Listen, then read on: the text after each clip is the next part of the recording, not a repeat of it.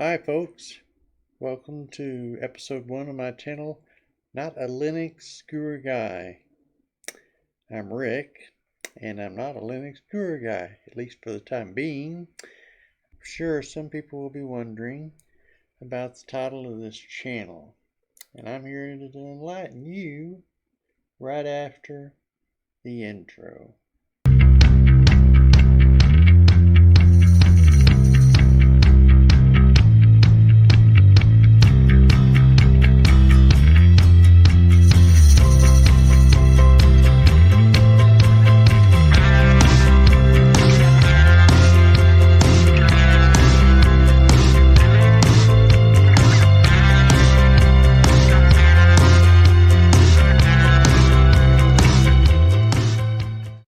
Yes, that is a real batch file that I put together. More on that and later in this episode.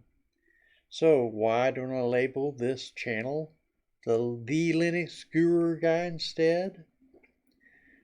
Well, there's probably a couple of reasons. Mainly, after all, I've been doing some form of IT support, mostly on Windows, since 1996.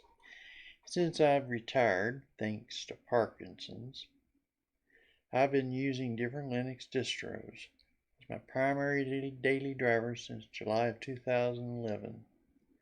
In time, I've learned a lot about Linux, more than the average bear.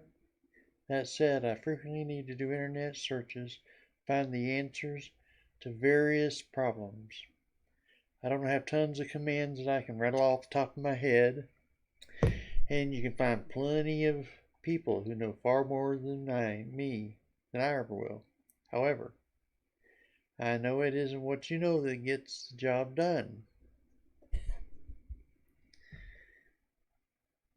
Not that knowing something isn't important, but each person delivers that information in their own particular style.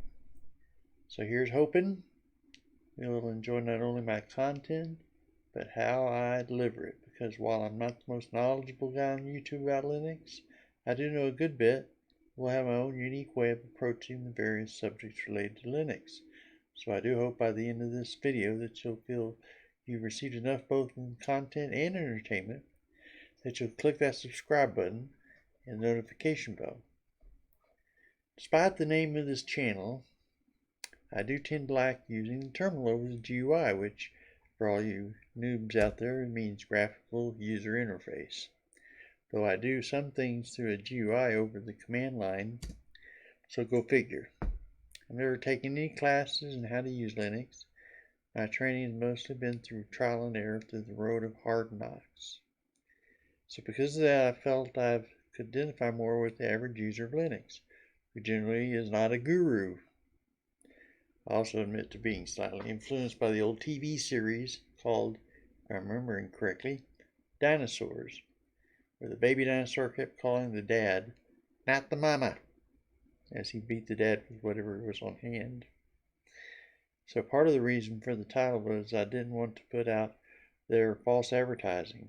I'm about halfway to being a guru, I guess, or something like that. But at this moment, I feel I have to research too much to be called a guru. One question. Does the fact that I've installed Arch Linux into a VirtualBox via the command line make me more than halfway to guru status?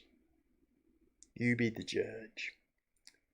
Plus, I feel like other people may be looking for a channel who will treat them as not a Linux gurus, but to take the time to more fully explain things to them. Now, I know what you're thinking. No, I'm not psychic, just an educated guess. You're wondering how I made that intro. Yes, that is a batch shell program that I wrote to accomplish what you saw. Music added to it. So allow me to go through the coding on the file to illustrate you my process. We're going to switch over to the shell window, and right now, there we go. Now you see my computer screen, the window of my batch terminal over there,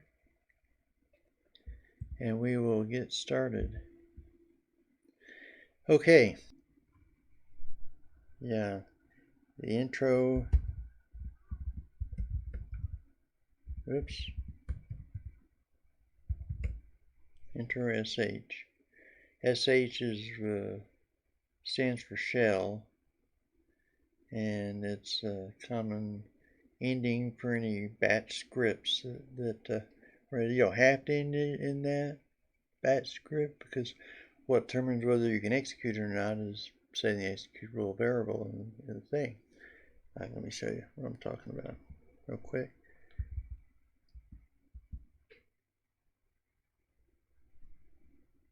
Oh, really? Okay, yeah, okay. I don't want to period slash, there we go.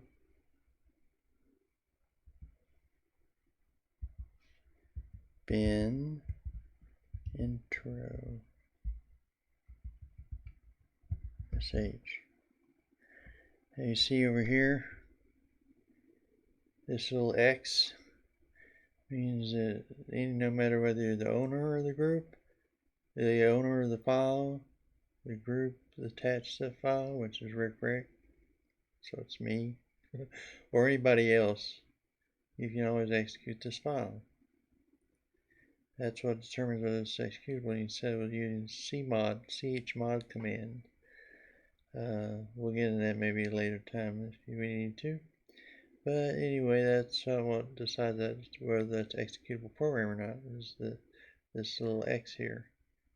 More so than what the extension put on, which is different from Windows in a way in that regard. So, what about it? Well, let's look at the innards of this thing.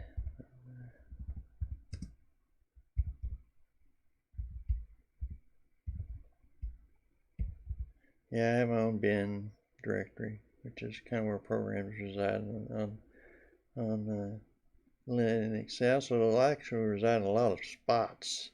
If you look at it, they reside in bin, sbin, user sbin, all those kind of crazy things.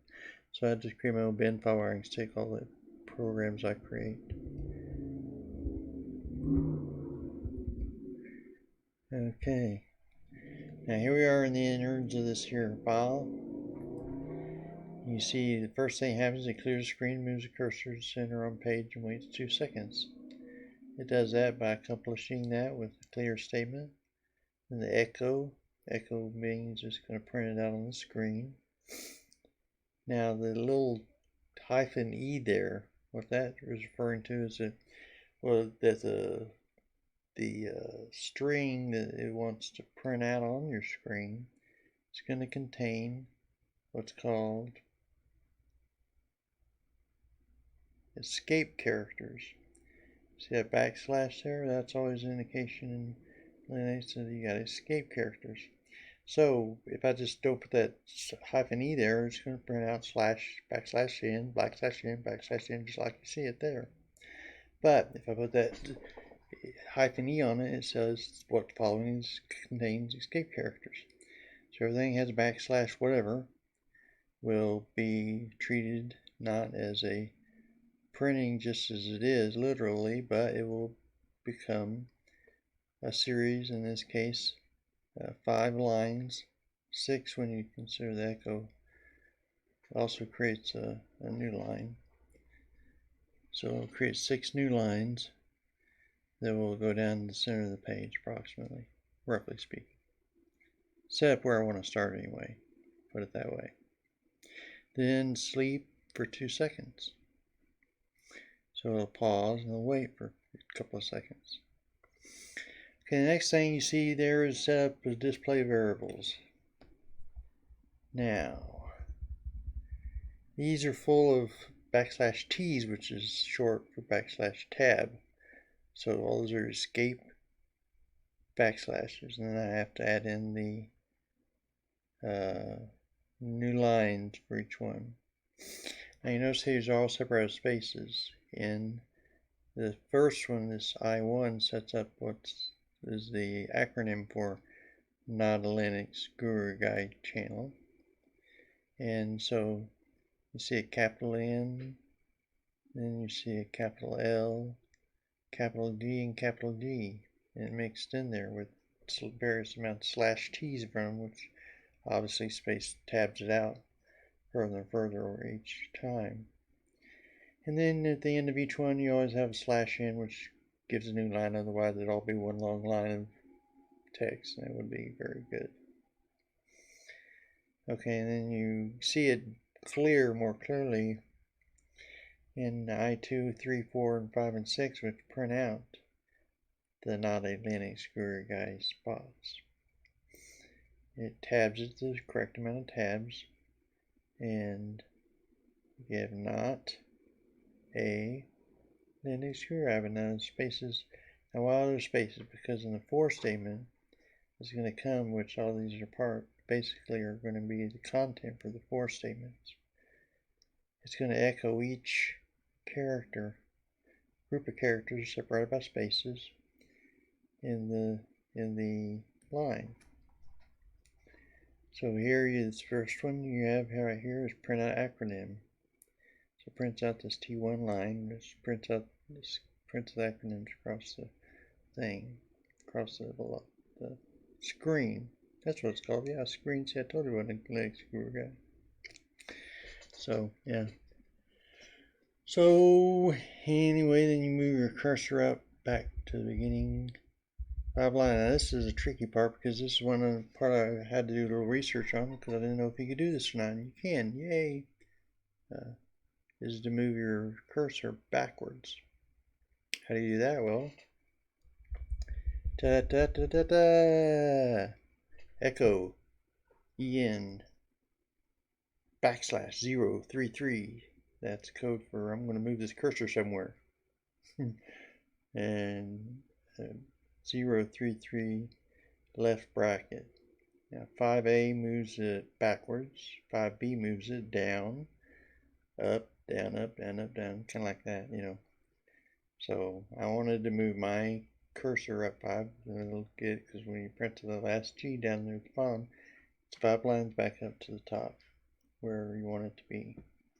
Sleeps in for another 2 seconds. Yay!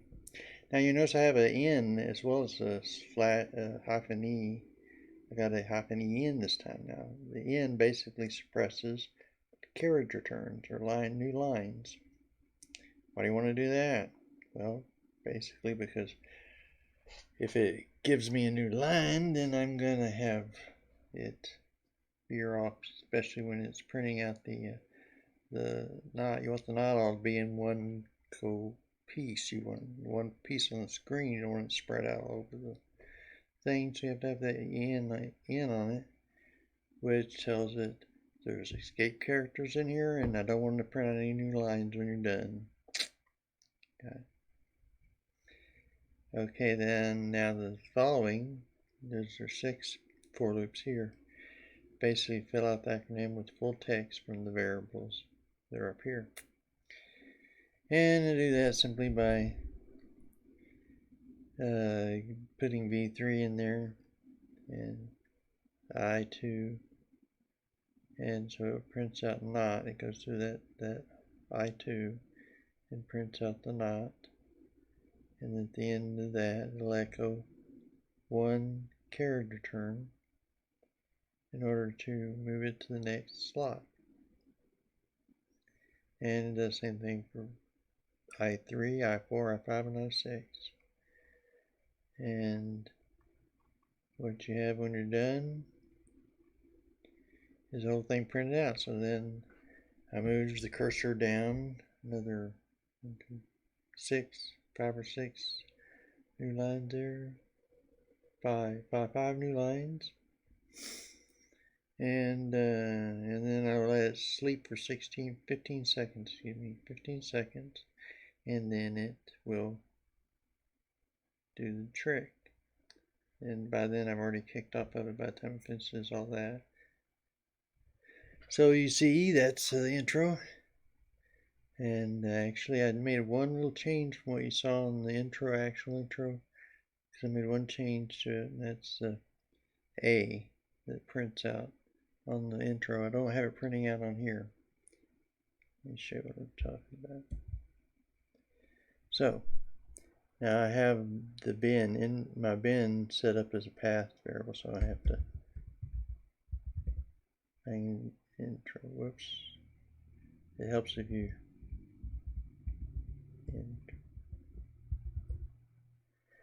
now. Yeah, I got it set up in the path variable of the bins file, so it doesn't have. I'll show you later how to do that. And I show how I set up my Linux Mint, which this is on Linux Mint, by the way, in case you wanted to know that. And so, yeah, here we go. See, it moved it down. That's printing out. Oh, I forgot to mention, I have a second between each of these things, and I have half a second between each of the printouts. But you'll notice that this wasn't there at the beginning of this thing. That's change I made. Not Linux Guru Guys, the actual acronym. Not A doesn't factor in the acronym.